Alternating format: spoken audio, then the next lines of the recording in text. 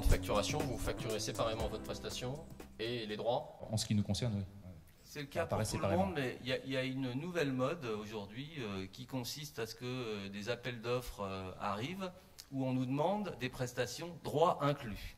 Alors heureusement, on travaille en liaison étroite avec le CFC qui nous fait tourner des estimations, mais je crois que c'est extrêmement dangereux parce que quand on fait des estimations pour un client droit inclus sur 3 ans, les tarifs évoluent, on est bien placé pour le savoir, il y a des nouveaux titres qui peuvent arriver ou repartir, et donc c'est vraiment une problématique, mais que faire par rapport à ça? Est-ce qu'ensemble, on peut arriver à dire à des industriels, à des ministères, à des organismes publics, les droits, ça doit être séparé des prestations de veille et d'analyse, et les droits, ça doit être payé totalement à part. Je ne sais pas, mais aujourd'hui, c'est franchement un vrai souci. Sur les abonnements professionnels, on sait qu'il y a des appels d'offres qui passent par des agences d'abonnement et qui demandent des tarifs, des engagements sur 3 ans de tarifs. Évidemment, les agences ne peuvent pas le savoir et donc ils font une cote mal taillée, dont parfois nous sommes les victimes. Vous avez évoqué toutes ces entreprises étrangères.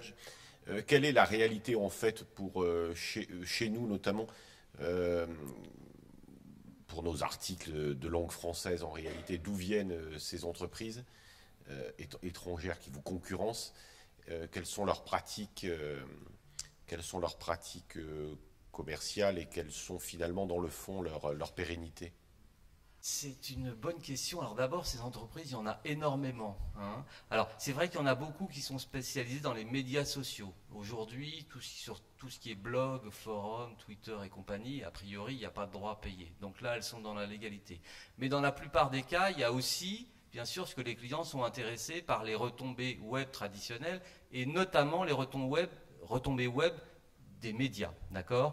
Donc ces sociétés, en fait, pour faire ce métier-là, il suffit d'aller crawler en fait tout ce qui se passe sur le web en indexant tous les sites web possibles et inimaginaux, et ensuite ce sont des machines automatiques qui vont chercher des mots-clés, et donc ils délivrent des liens sur les articles, et ensuite le client clique et se retrouve directement sur le site web et peut voir l'article, d'accord? A priori, si l'article n'est plus en ligne, le client ne le verra plus. Mais ce sont des gens, comme c'est du 100% automatique, on vous a dit qu'on avait 1200 personnes dans nos sociétés, dans ces sociétés-là, ils démarrent avec 2-3 ingénieurs informaticiens, et puis ensuite il y a un peu de service client, mais donc il y a des coûts qui sont très très faibles. Et donc ce sont des sociétés qui ont généralement eu des aides soit de l'État, soit de fonds privés, qui aujourd'hui, je ne suis pas certain qu'elles soient rentables, qui peuvent être basées en France, mais dans n'importe quel pays au monde, puisque aller crawler le web français, c'est pas quelque chose qui est très très compliqué. Alors elles surfent sur la vague de l'intelligence économique aussi, qui est évidemment très porteuse pour ce genre de choses, et puis souvent elles font un abstract. Vous parliez des sites web, vos clients comprennent bien qu'un article qui peut être gratuit sur un site web n'est pas pour autant exempt de droit? Tout à fait. Les clients, au départ, ils ne le comprenaient pas. Faut être franc, le web c'est gratuit. Moi, j'y vais en 5 minutes. Pourquoi vous me le faites payer? Je pense que, notamment avec le CFC, on leur a fait comprendre pourquoi il fallait payer, etc., etc. D'accord? Ce que les clients ont du mal à comprendre, c'est quand c'est le même article sur le web que le print, qu'il faut le payer 2 fois. Mais dès qu'il y a du contenu spécifique, je crois qu'ils ont compris qu'il y avait des journalistes derrière et qu'il fallait payer pour ces droits. La question que nous posent, pour être tout à fait franc, nos clients, c'est généralement, un article issu du web coûte le même prix qu'un article issu du print, et ça, je dois avouer qu'ils ont un peu du mal à comprendre parce que, a priori, les coûts pour vous aussi ne sont pas les mêmes. Donc là, il y a aussi peut-être une petite réflexion à avoir. Bon, incidente rapide, ça c'est notre travail de l'expliquer, mais les coûts ne sont pas les mêmes, mais ils sont très souvent équivalents parce que la récurrence des investissements sur le net sont beaucoup plus importantes que sur le print, et donc on arrive avec des coûts qui très rapidement se télescopent. Donc ça, mais ça c'est notre travail plus que le vôtre. 2 petits points. Le premier, vous avez parlé tout à l'heure de relations directes avec certains éditeurs. Alors, il y a, pour ceux qui ne connaissent pas, il y a la PQR qui s'était mis à la presse quotidienne régionale, qui s'était regroupée et avec lequel, je pense, vous avez un accord. Quelle est la grande différence entre le CFC, les accords qui passent par le CFC et les accords qui passent en direct? Bon, j'imagine que vous n'êtes pas très favorable aux accords en direct parce que ça vous fait de multiples accords à gérer et que le CFC c'est quand même plus simple. Nous, on est d'abord favorable à avoir des contrats et pouvoir travailler avec l'autorisation des éditeurs. C'est la première chose. Ensuite, entre CFC et les contrats directs, généralement, on n'a pas trop le choix. Donc, à un moment, on nous dit, c'est un contrat direct, c'est comme ça.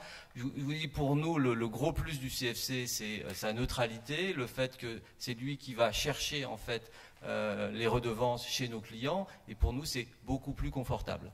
Bon, ensuite les grosses différences entre le CFC et les contrats directs, c'est la base tarifaire. Historiquement, les tarifs étaient dans des logiques totalement opposées, avec du pour et du contre. Le CFC, dans sa nouvelle tarification, s'est un peu rapproché des contrats directs. C'est un long débat très technique, on est prêt à ouvrir avec vous, mais je pense que je ne vais pas vous casser les pieds avec ça. Mais c'est essentiellement la logique tarifaire qui est très différente. Il y a aussi la question des mandataires, hein. Donc sans citer de nom, vous avez des prestataires techniques qui collectent également les droits. Ce que vous devez juste avoir en tête finalement, c'est ce qui va vous revenir après, entre ce que finalement nous, prestataires ou les clients vont verser, ce qui va être retenu éventuellement par un intermédiaire et ce que vous allez finalement toucher. Et c'est vrai que dans les différentes formules qui existent, il y a des revenus pour vous qui sont différents. Oui, le taux d'intervention du CFC, c'est peut-être le moment de le rappeler, est de 11%. Juste, ce qui est assez faible par rapport à tous les intervenants autres. Un point complémentaire, c'est qu'un contrat direct ou un contrat qui nous est imposé par l'intermédiaire d'un prestataire technique fait de nous un collecteur, entre guillemets. C'est-à-dire que c'est à nous de récupérer toutes les redevances qui sont liées à la rediffusion. Or, nous ne sommes absolument pas armés juridiquement pour dire à un client quel est je vais contrôler votre diffusion interne. Alors que le CFC l'est. Il est armé pour cela. Donc c'est la raison pour laquelle on met très très prioritairement, quand on est en contact devant une tribune comme aujourd'hui, c'est éviter les contrats directs, aller plutôt vers le CFC, puisque ça nous évite, ça clarifie la relation déjà, il n'y a pas d'ambiguïté, et surtout c'est que, encore une fois, juridiquement, nous ne sommes pas armés pour aller chez nos clients en disant « montrez-moi votre diffusion ». On n'a pas les moyens de le faire juridique. Voilà. Donc vous voulez dire que quand on passe par le CFC peut aller contrôler la diffusion qui est déclarée chez l'utilisateur final. Oui. Quand on a un contrat direct avec vous, le client vous déclare sa diffusion, oui, mais vous n'avez pas les moyens contractuels et juridiques d'aller contrôler la diffusion qui est déclarée. La seule arme que l'on ait, enfin la seule contrainte qu'on puisse imposer à notre client, c'est de lui dire « faites-nous une déclaration sur l'honneur de votre diffusion ». Alors que lorsqu'on passe par le CFC, en fait, il y a 3 acteurs. Il y a le client, le prestataire et le CFC. Donc nous signons... N'oubliez pas l'éditeur, ça nous fait plaisir. Qui est le représentant de l'éditeur. D'accord. Lorsque donc, nous signons un contrat avec ce client qui est un contrat de prestation, nous avons signé un contrat avec le CFC qui nous donne le droit de diffuser, puisque le CFC est votre mandataire, et nous signalons au CFC que nous avons signé un contrat avec telle société, et le CFC se rapproche de cette société et signe un contrat auquel nous n'avons pas accès. C'est-à-dire que nous ne savons pas ce que notre client a déclaré comme diffusion au CFC. Nous l'ignorons puisque c'est un contrat bipartite entre le CFC et le client. Et alors, ce qui n'est absolument pas le cas lorsque c'est un contrat direct, puisque, encore une fois, c'est la déclaration sur l'honneur qui fait foi. Il faut quand même dire toute la vérité. Dans le cadre des contrats directs, on a des contrôles, nous, prestataires. Il n'y a pas de contrôle chez nos clients, c'est la grosse force du CFC, mais les éditeurs avec qui on a des contrats en direct viennent nous contrôler tous les ans.